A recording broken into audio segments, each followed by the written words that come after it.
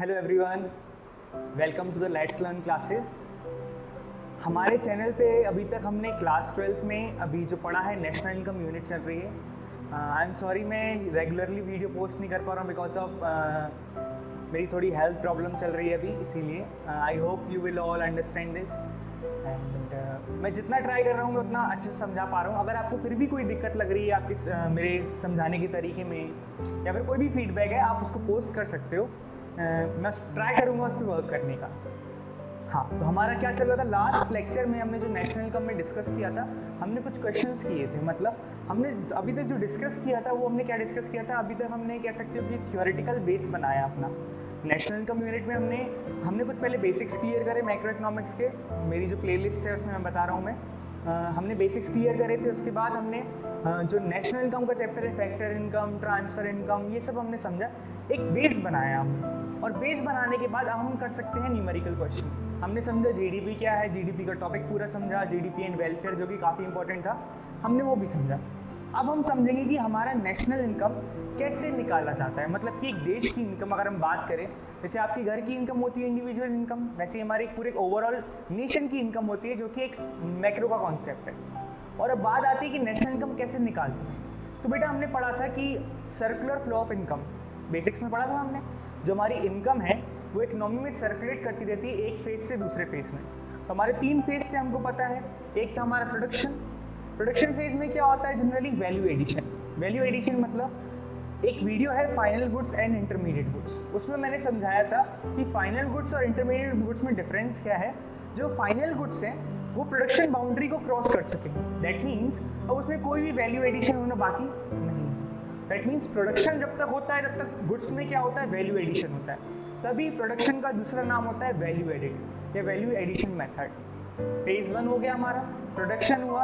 Production में हमने क्या यूज करे होंगे, एज अ प्रोड्यूसर्स सारे प्रोड्यूसर्स ने क्या यूज किया होगा, factors of production along with some non factor inputs जो कि रॉ मटेरियल है।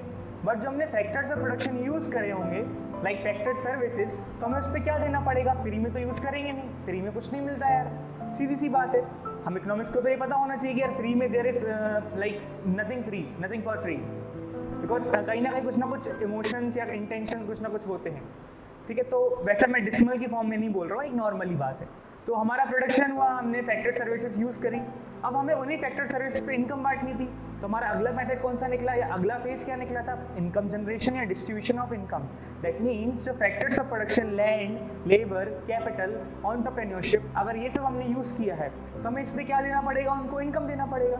जैसे कि हम लैंड पर क्या देते हैं, रेंट, लेबर पे वेजेस और सैलरी, और कैपिटल पे अगर हम कोई कैपिटल लगा रहे हैं बिजनेस में तो इंटरेस्ट ऑन कैपिटल जो रहता है। और फोर्थ एंटरप्राइज या फिर जिसका बिजनेस है वो लास्ट में प्रॉफिट उठाता है। दैट मीन्स प्रोडक्शन हुआ, प्रोडक्शन के बाद क्या हुआ आपका, प्रोडक्शन में ही वैल्यू एडिशन हुआ, और वैल्यू एडिशन जितनी होगी उतनी इनकम जनरेशन होगी, हम समझेंगे ये भी। तो इनकम जनरेशन हुआ, इनकम लोगों तक पहुंच गई, डिस्ट्रीब्यूशन ऑफ इनकम हो गया। थर्ड क्या होता है, अब यार सीधी सी बात है, लोगों के पास पैसा आता है तो क्या करते हैं, बढ़िया एकदम खर्च करना चालू कर देते हैं। तो थर्ड फेज हमारा क्या होता है, एक्सपेंडिचर मेथड। एक्सपेंडिचर मेथड में क्या होता है, हमें सारे देश में या फिर ओवरऑल हमारी कंट्री में जितना भी एक्सपेंडिचर हो रहा है वो काउंट करना होता है, तभी हमारे, और फिर एक्सपेंडिचर के बाद वापस वो पैसा कहाँ आ जाता है, प्रोडक्शन वालों के पास। तभी हमारे नेशनल इनकम निकालने के हमें 3 मेथड है। ठीक है, एक है हमारा प्रोडक्शन मेथड या वैल्यू एडिड मेथड, दूसरा है हमारा इनकम जनरेशन मेथड, तीसरा है हमारा एक्सपेंडिचर मेथड। बिकॉज बेटा हमें अल्टीमेटली निकालनी नेशनल इनकम कितनी है, तो 3 फेज थे, तीनों फेज में से हम कहीं भी उसको पता लगा ले हमारा आंसर आ जाएगा। हाँ, कुछ चीज़ें अलग अलग निकलती हैं, जैसे प्रोडक्शन में हमारा जीडीपी एमपी निकलता है कि एक देश में कितना प्रोडक्शन हो रहा है, उसका मार्केट वैल्यू लेते हैं तभी हमारा जीडीपी एमपी आता है। इनकम मोस्टली होती है फैक्टर कॉस्ट के ऊपर, तो हमारे इनकम मेथड से क्या निकलता है, एनडीपीएफसी। बट हमारा जो नेशनल इनकम है उस नेशनल इनकम को क्या बोलते हैं, एनएनपी एट एफसी। ये हमारा नेशनल इनकम है। तो अलग अलग मेथड से अलग अलग चीज़ें निकलती हैं। फिर हमें जो 3 फॉर्मूले बताए थे मैंने कि जो कह सकते हो राम मार दे तुम्हारे, उससे तुम 3 फॉर्मूले से कहीं भी किसी तक पहुंच सकते हो अगर तुम्हारे मेथड पढ़े हैं और फॉर्मूलेस। तो मेथड और फॉर्मूला साथ में काम करते हैं। ठीक है, तो मेथड हमने फॉर्मूलाज डिस्कस कर लिए थे। अब मेथड में सबसे पहला मेथड या इकोनॉमी में सबसे पहले क्या होता है, प्रोडक्शन होता है। अब आपके मन में एक डाउट होना चाहिए, सबसे पहले सर कंजम्पशन होता है, डिमांड करते हैं लोग, तो आई एग्री, कंज्यूमर लोग डिमांड करते हैं गुड्स एंड सर्विसेज की, बट लेकिन वो डिमांड कर रहे हैं, पर लेकिन प्रोडक्शन होगा तब जाके उनकी डिमांड पूरी होगी। तो प्रोडक्शन करते हैं तो उससे वहाँ से वैल्यू एडिशन होती है, फिर इनकम पहुँचती है और ऐसे साइकिल हमारी कंटिन्यू रहती है, तो उसको बोलते हैं सर्कुलर फ्लो ऑफ इनकम। तो हमारा आज हम पहला मेथड क्या डिस्कस करेंगे, वैल्यू एडिड मेथड या प्रोडक्ट मेथड। अब वैल्यू एडिशन होती क्या है, हम एक नॉर्मली समझते हैं एग्जांपल लेके कि वैल्यू एडिशन होता क्या है। मान के चलो हम एक साइकिल लेते हैं, पूरी साइकिल मतलब कि सॉर्ट ऑफ कि फार्मर से लेके जब कंज्यूमर तक प्रोडक्ट पहुंचता है उसकी हम एक साइकिल बनाते हैं, ठीक है। फार्मर ने मान के चलो कि मैन्युफैक्चरर को क्या दिया होगा, कुछ सामान दिया होगा। सपोज हम वीट का एग्जांपल ले रहे हैं, फार्मर ने वीट ग्रो करी और वीट ग्रो करके किसको सेल करी, मैन्युफैक्चरर। सपोज फार्मर ने 1000 रुपीज की वीट ग्रो किया और वो मैन्युफैक्चरर को सेल किया। मैन्युफैक्चरर या फिर बेकर कह सकते हो, ठीक है। अब मान के चलो मैन्युफैक्चरर या फिर बेकर ने उसका आटा बनाया, ठीक है, इसने इसका आटा बनाया और मान के चलो कि इसको आटा बना के इसको 3000 कॉस्ट रख दिया।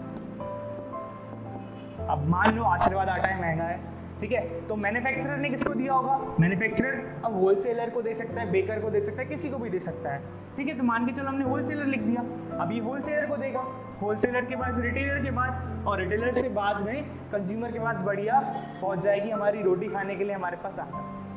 ये रहती है साइकिल। अब साइकिल में और भी चीज़ें आ जाती है, कभी कभी डिस्ट्रीब्यूटर आ जाता है, कभी कभी ये दोनों रिप्लेस हो जाते हैं, डायरेक्टली मैन्युफैक्चरर से कंज्यूमर पहुंच जाता है। बट ठीक है, हम एग्जांपल ले रहे हैं, ठीक है। तो यहाँ से 1000 रुपीज़ का इसने इसको दिया था, मैन्युफैक्चरर ने उसकी कॉस्ट कितनी रखी, 3000, और होलसेलर को कितना पड़ा, 3000 का। होलसेलर ने 4000 का मान के चलो, या फिर 3500 का किसको सेल किया, रिटेलर को सेल किया, और अल्टीमेटली रिटेलर के पास से कहाँ पहुँच जाएगा, कंज्यूमर के पास। तो कंज्यूमर को मान के चलो पड़ा 4200 का। सारे कंज्यूमर ले लो, कुछ भी ले लो, एक एग्जांपल ले रहे हैं सिर्फ, ठीक है। तो ये हमारी साइकिल पूरी कंप्लीट। अब एक बात पूछनी है मेरे को, अगर मेरे को वैल्यू एडिशन निकालना है, हर एक बंदे का अलग अलग, मतलब कि सबने कुछ ना कुछ वैल्यू एडिशन किया है। कंज्यूमर वैल्यू एडिशन नहीं करता, बिकॉज कंज्यूमर अल्टीमेटली जो गुड्स फाइनल बन के तैयार है ये वाला, उसको कंज्यूम करता है। ये हमारा फाइनल प्रोडक्ट है जो बन के रेडी है, जो कौन कंज्यूम करेगा, हमारा कंज्यूमर यूज करेगा अपनी वांट को सेटिस्फाई करने के लिए। तो ये हमारा फाइनल प्रोडक्ट की वैल्यू है 4200। जो हमने पढ़ा था फाइनल गुड्स, इंटरमीडिएट गुड्स, तो ये हमारा फाइनल गुड्स है। अब हमें वैल्यू एडिशन निकालना है कि हर बंदे ने कितना वैल्यू एडिशन किया। तो फार्मर ने कितना वैल्यू एडिशन किया, फार्मर ने पूरा 1000 का, इसके लिए 1000 क्या है, ये आउटपुट की वैल्यू है। आउटपुट फार्मर ने बनाया, ये आउटपुट ग्रो किया। आउटपुट क्या होता है, जो सेल करता है कोई पर्टिकुलर कोई इंसान या पर्सन। तो ये 1000 रुपए का इसने इसको बेचा, तो वैल्यू ऑफ आउटपुट। अब इसमें कुछ इनपुट्स लगे क्या, हाँ सीड्स वगैरह लगे होंगे, बट हम उनकी कॉस्ट अभी नहीं मान रहे। तो फार्मर ने कितनी वैल्यू एडिशन करी, उसने बेचा 1000 का, और उसका कुछ इनपुट्स के ज़्यादा यूज कॉस्ट थी नहीं, तो इसने कितना किया, 1000 माइनस 0, तो कितना आया 1000, इसने 1000 वैल्यू एडिशन किया। मैन्युफैक्चरर ने कितनी वैल्यू एडिशन करी, 3000 का उसने सेल किया, बट लेकिन इस 3000 में इस 1000 पे थोड़ी ना उसने वर्क किया था, 1000 तो उसको बनाया मिला था। उसने कितनी वैल्यू ऐड करी, 2000 रुपीज़ की। तो कैसे निकला, 3000 वैल्यू ऑफ आउटपुट माइनस इसके लिए क्या था, ये इंटरमीडिएट कंजम्पशन। इंटरमीडिएट कंजम्पशन क्यों, बिकॉज ये इसका वीट था, इसी वीट से इसने आटा बनाया था, ठीक है। तो ये इसके लिए इनपुट थे, इसी इनपुट को यूज करके उसने आउटपुट कितना बनाया, 3000 का। तो मैन्युफैक्चरर ने कितनी वैल्यू ऐड करी, 3000 माइनस 1000, तो 2000। तीसरा, अब होलसेलर के पास पहुंचा, ऐसी होलसेलर की साइकिल कंप्लीट होगी। 3500 का होलसेलर ने सेल किया रिटेलर को, और उसको कितने का पड़ा था होलसेलर को, 3000। तो इस 3000 में तो उसने कुछ वैल्यू ऐड करी नहीं थी, तो उसको बनाया मिला था।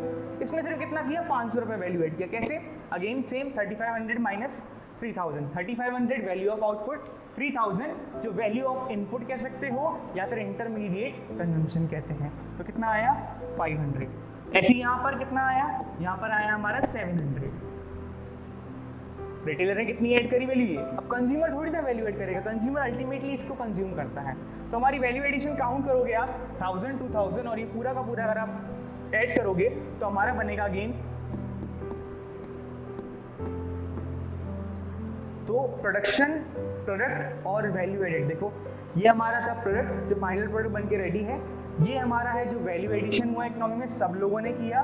तो ये देखो जितना आउटपुट बना था मतलब जो फाइनल प्रोडक्ट था वो किसके बराबर था, वैल्यू एडिशन के बराबर था। तो ऐसे निकलती है वैल्यू एडिशन इकोनॉमी में।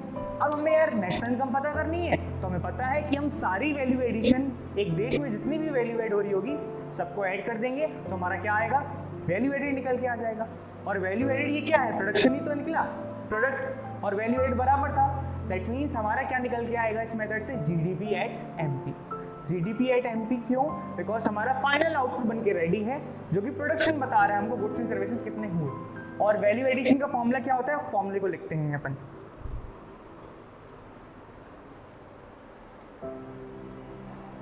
इसको हटाते हैं यहां से।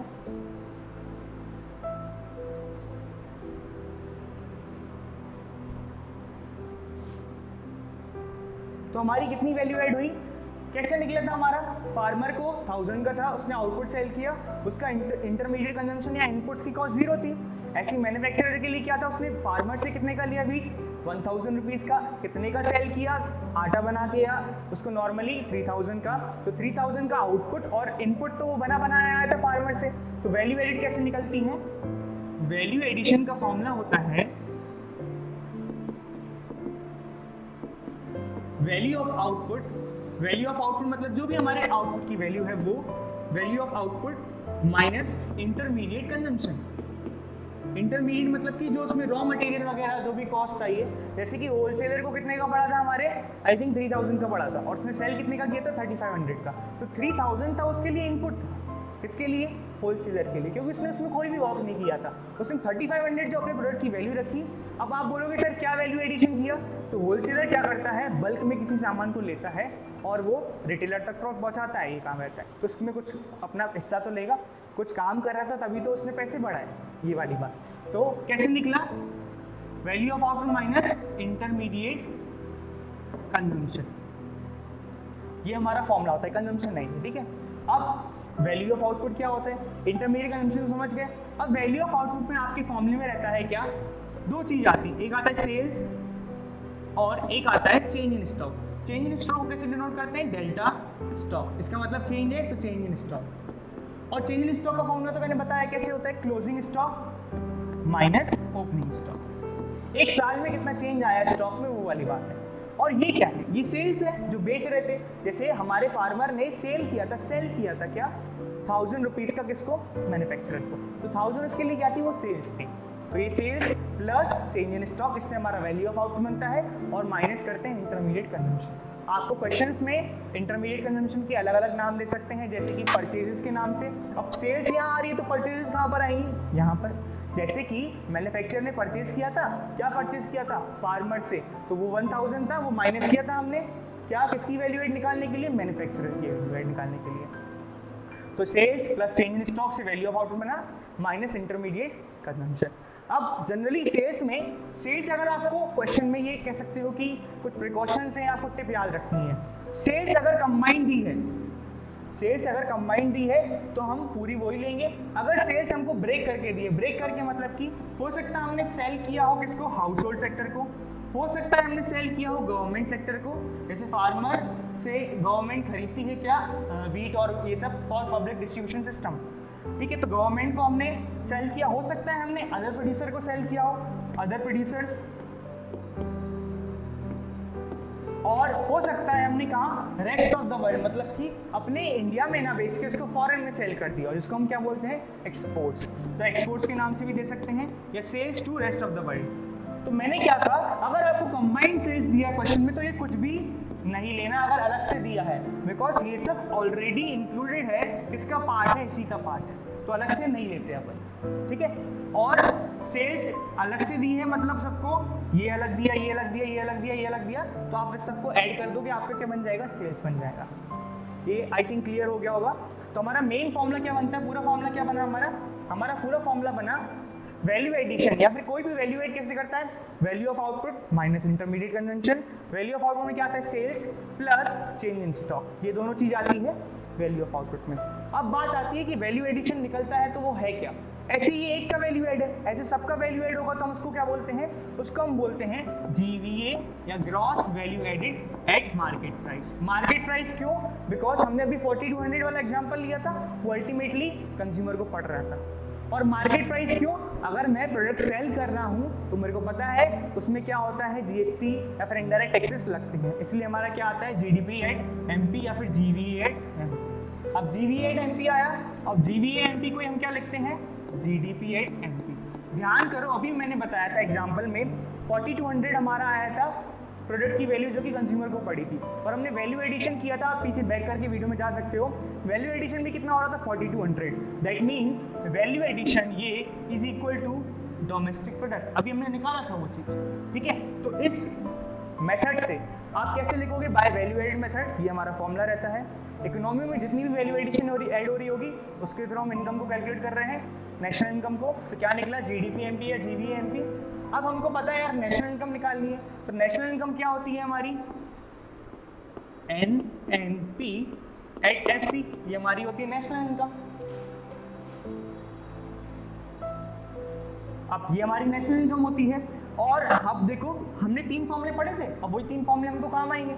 ग्रॉस से हमको जाना है नेट में, हमको पता है ग्रॉस हमारा होता है बड़ा कॉन्सेप्ट, मतलब कि बड़ी चीज इजीली याद करने के लिए, ये सब बुक में नहीं लिखा है, ये सिर्फ याद करने के लिए मैंने बताया आपको। क्रॉस बड़ा कॉन्सेप्ट, नेट छोटा कॉन्सेप्ट। अगर बड़े से छोटे में जा रहे हो तो सीधी सी बात है कुछ कम हो रही होगी, क्या कम होता है, माइनस डेप्रिसिएशन। डोमेस्टिक से आपको नेशनल जाना है, हमको पता है लेटर वाइज लेटर जाओ तो इजी होगा। डोमेस्टिक से नेशनल जाना है तो हमको पता है कि डोमेस्टिक छोटा कॉन्सेप्ट, नेशनल बड़ा कॉन्सेप्ट, तो क्या ऐड होता है, हमारा ऐड होता है NFIA, और NFIA के अंदर क्या होता है, इसको क्या बोलते हैं, net factor income from abroad. ये वाली वीडियो भी अपलोडेड है, 3 इंपॉर्टेंट फॉर्मूलाज मैंने बताया, तो वो वाली नहीं देखी तो तुरंत जाके देखो, तभी समझ में आएगी ये चीज़। तो NFIA हो गया, ठीक है, डोमेस्टिक से नेशनल कन्वर्ट होगी। NFIA के अंदर क्या था, फीफा माइनस फीटा। अब क्या रह गया, अब बस एक चीज रह गई यार, मार्केट प्राइस से फैक्टर कॉस्ट में जाना है। मार्केट प्राइस बड़ा रहता है, फैक्टर कॉस्ट, मार्केट प्राइस बड़ा, बड़े से छोटे में जा रहे हो तो क्या करेंगे, माइनस का नेट इनडायरेक्ट टैक्सेस। थोड़ा यहाँ पर हॉच पॉच हो गया, सॉरी फॉर दैट, बट आपको विजिबल हो रहा होगा। तो नेट इनडायरेक्ट टैक्सेस कैसे निकलता है, इनडायरेक्ट टैक्सेस माइनस सब्सिडीज।